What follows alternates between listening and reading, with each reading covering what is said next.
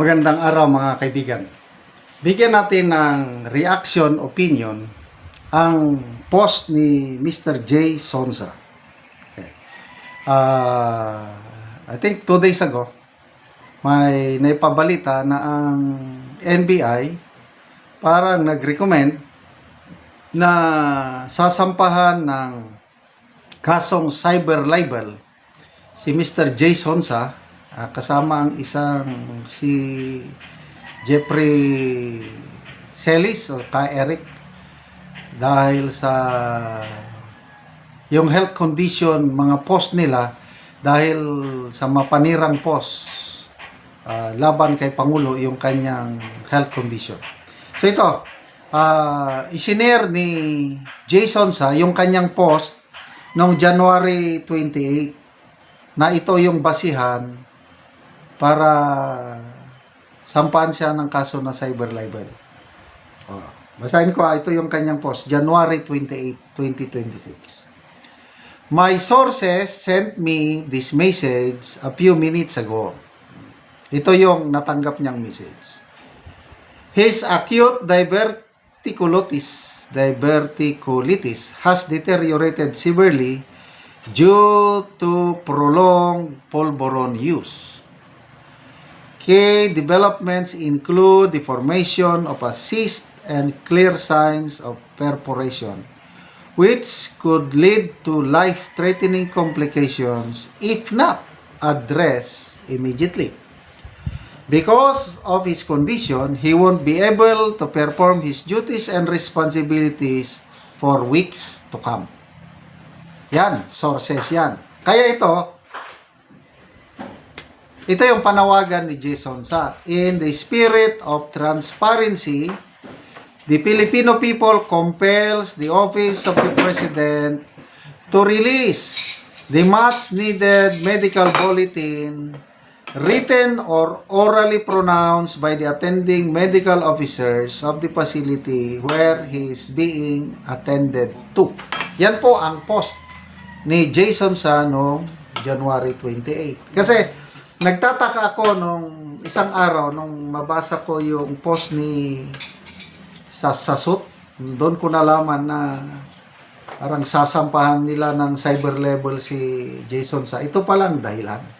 Kaya ito ngayon ang tanong ni Jason sa, sabi niya, "This is what I wrote in January 28 on my Facebook as monitored by the NBI and as circulated today as their basis for filing an information with Department of Justice relative to the violation of cyber libel law.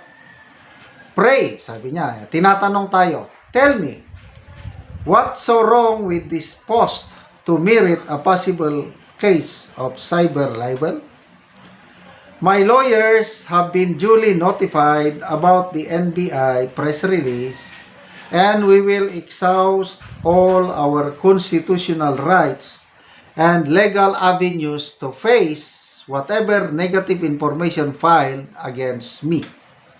We have been accused with the same alleged violation of laws, cyber libel and inciting to sedition by then PNP Chief General Nicolas Torre III and Senator Risa Hontiveros Barakel. All charges were dismissed by the National Prosecution Office, Department of Justice. I would not like to think that this is part of another harassment and attempt to silence a retired journalist and a senior citizen to freely speak his mind as guaranteed by the 1987 Constitution, other pertinent laws and jurisprudences." So, ito na. Congratulations po, Mr. Jason sa, dahil namomonitor ko, nanalo kayo sa kaso. Una kong namonitor, yung isinampa ni General Torre noon laban sa kanya, inciting to sedition. Ako, binasura. Sabi ko, buhay ang hustisya. Then, bago lang, yung isinampa ni Senator Hontiveros laban kay Mr. Jason sa at ibang mga vloggers, binasura. Buhay ang hustisya. So, ito na naman. Cyber libel. Well, Ako, dahil hindi naman ako abogado, bahala na, abogado yan. Ang importante, buhay po ang hustisya. Kahit ang national, mga piskalya natin, naniniwala ako sa professionalism ng ating mga piskal. Hindi naman lahat siguro. May mga iba dyan na minsan alanganin. Kailang majority, karamihan sa mga piskal, mga professional. Kasi kung itong mga piskal natin, sabi natin may kinikilingan, di sana itong mga naisampang kaso o complaint laban kina yung mga vloggers, yung sinampa ni Senator Risa, sana nag-prosper yan at iakyat sa korte. Kailang dinidismiss yung isinampa ni General Torre laban kay Mr. Jason Sa, dinismiss ng piskalya. Marami pang iba. Yung isinampang kaso ni General Torre o complaint ni General Torre laban kay Mr. Abenes, dinismiss ng piskalya. Kaya ako, personal, ano ko lang ito, matitino, karamihan ang ating piskalya. Kaya dyan pa lang, labanan na yan. Granting, aakyat yan sa korte. Example, kay General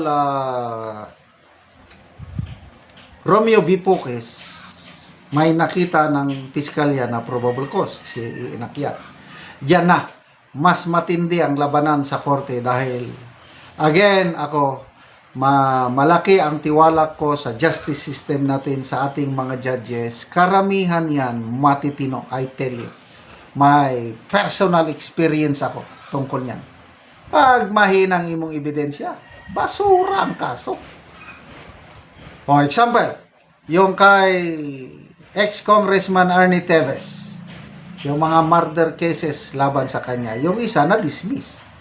Bakit? Ang hina ng ebidensya eh. So may dalawa pang kaso na kinakaharap niya ngayon. So, magtiwala lang tayo sa ating hustisya dahil buhay na buhay ang justice system. At the same time naman, yung freedom of expression, dapat maingat po tayo. Ako, nag-iingat ako na hindi ako lalampas kung ano ang pwede ko lang sabihin. Dapat may limit din yung sasabihin natin para hindi tayo makapanakit sa kapwa at hindi tayo makasira sa ating gobyerno. Salamat mga kaibigan sa inyong pagsubaybay sa ating channel. Nakakatulong kayo ng malaki sa tribong Talandig ng Bukidnon dahil ang income natin sa channel na ito is pantulong sa tribo. Namimigay tayo ng libreng yero at pako para makapagpatayo sila ng mas maayos na tirahan. Panoorin niyo ang video na ito. Ako dire sa balay sa tagaan ng Pugyero. So muna ni ang ilang balay, ang atop trapal lang gid in taon. Nagagisi-gisi na. So muna ni ang ilang gipuy-an. So kini ang ilang pagpuyo, diri lang gid sila makatulog. Sa kuan lang. Kung muulan, so gatulo na gyud. So muna ni trapal lang in taon. Og muna ni angero nga among gihatag, so makaatop na ni karon. Salamat sa paggyud. Salamat kay natagaan gyud mi among iatop kay lima ka among atop nga trapal nga buslot. Ngatag og panalangin sa Ginoo nga madugangan pa ang uban nga nakinalan. So mag-atop na karon.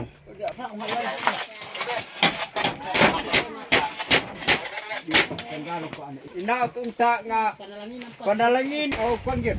Tanggalo na ning atop nga trapal. So kay atopan na karon sa yero. Tanawa gabok na gyud ang trapal.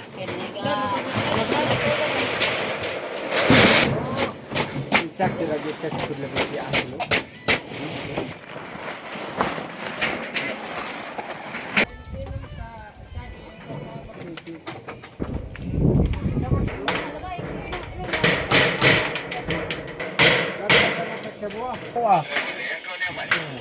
Kay ko alagarin magyapok magsumpay ki. Og karon nakaatop na gyud so na ilisa na gyud tong dautan nga trapal nga buslot na. Salamat sa Ginoo gyud nga napulihan ang akong atop nga trapal nga napulihan na gid og siyen. Salamat sa nagtabang. So gidala sa Ginoo. Nga di na kam nga madugangan namo ang among katabang ug pareha sa among kauban nga kalisod nga nakinahanglan nga mangayo og tabang. Inaot unta si Sir dagan pa matabangan. Gidala sa Ginoo nga makatabang gid sa kapobre. Salamat kayo. Salamat sa amo ang pulihan na gid og siyen. Salamat kayo. Salamat.